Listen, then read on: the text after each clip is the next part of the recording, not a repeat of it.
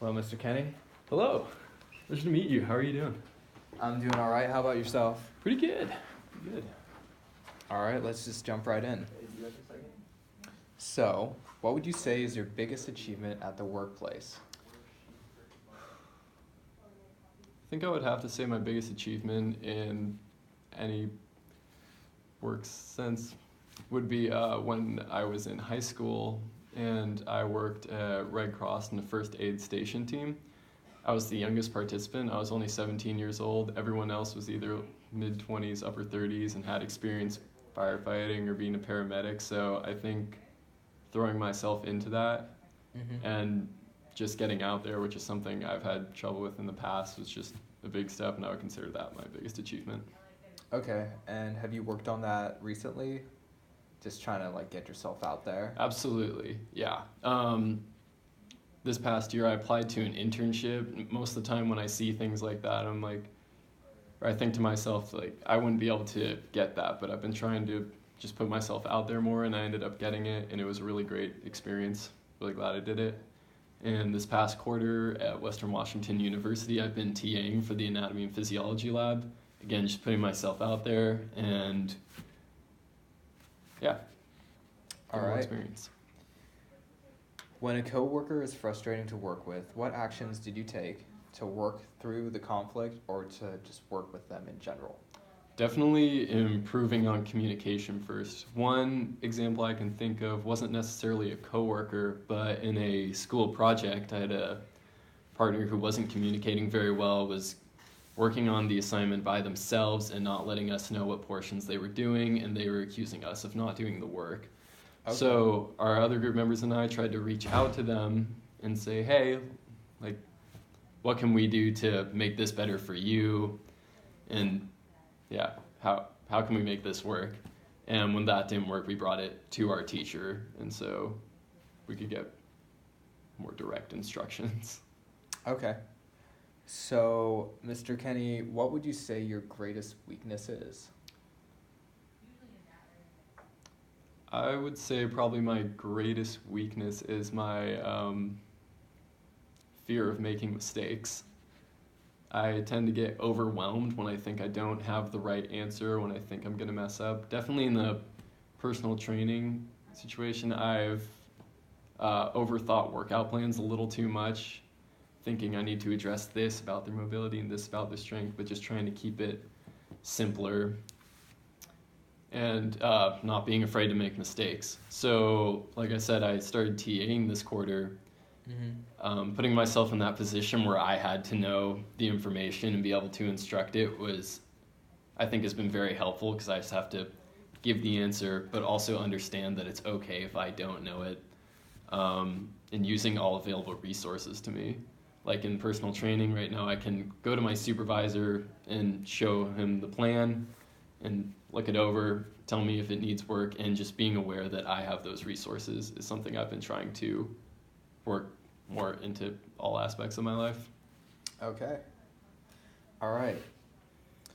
How do you deal with a volatile client, or how would you deal with a volatile client in a personal training setting? Well, I think pretty similar to dealing with conflict in the workplace or frustrating coworker. I would just try to enhance that communication and really try to find out what's going on and why they're frustrated. I think something I do well is maintaining a calm demeanor when someone is frustrated with me, and just trying to work around seeing what I did and what I can improve on in the future to avoid that. Okay. And is there a sort of favorite demographic or group you like to train, and why? That's a good question. I do have experience working with elderly participants, and I thought that was a very rewarding experience. I worked at North Star Pulmonary Rehabilitation Clinic, and so I worked with patients with chronic pulmonary disorders who weren't able to exercise the amount that they like and weren't able to even engage in some just general activities of daily life. And so I think it was very rewarding to see them progress through that and maintain activity, even at an older age, I thought it was incredible to see and a rewarding experience. Okay. What was the time you had to go above and beyond in providing patient care or personal training? All right. I would still go with my time at North Star. Okay. When I was there, my supervisor, it wasn't necessarily her idea to have the internships. Not that she wasn't willing or incredibly helpful while I was there, but it was a lot on her to be teaching me while also trying to create workout plans for her clients and progress them through and get them to better health. And so I took it upon myself to try and research conditions that these patients had outside my time when I was working, using old anatomy textbooks and looking up breath sound videos on YouTube, just so I could be more efficient in the workplace and take a little bit off her, feeling like she had to teach me everything there was to know, and just trying to get a little bit of it myself, just to be more efficient and allow her to do her job as best she could. Okay. And lastly, what would you say your greatest strengths are in the workplace? I think some of my greatest strengths might sound a little cliche, but come from my listening skills. I think I do a really good job of making someone feel like they're being heard and sort of putting myself in their shoes, like a bit of empathetic listening. Mm-hmm. And by that, I think it enhances communication and further, like future communication down the road. If someone feels like they're being listened to, then they're more likely to open up and more likely to give me feedback, and just making them feel more comfortable around me as a person, I think would greatly help in the realm of personal training. Okay. Is there another strength that you would like to talk about?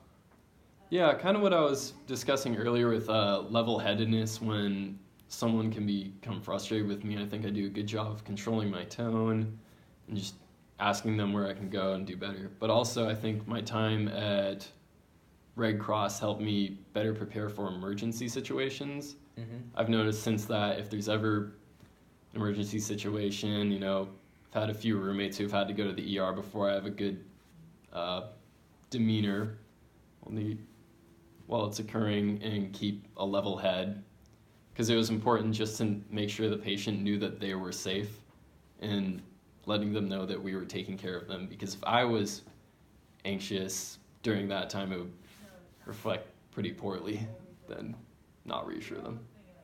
All right, that about wraps it up. Do you have any questions for me? Yeah, can I ask just what have you seen exemplary employees at this facility here in the past? So at our training gym, one thing that exemplary employees do is they get involved in our community. We're a very community-based gym. So when we have employees participate in stuff like Spartan races and other stuff like that, it really lets them connect with the clients. And like you said, with your listening skills, I think that would help a lot. Just getting out there and getting to know all of our community much better. Anything else? I think that's it for now. Yeah, do you have any additional questions for me? No, sir. All Thank you right. for coming in. Thank you.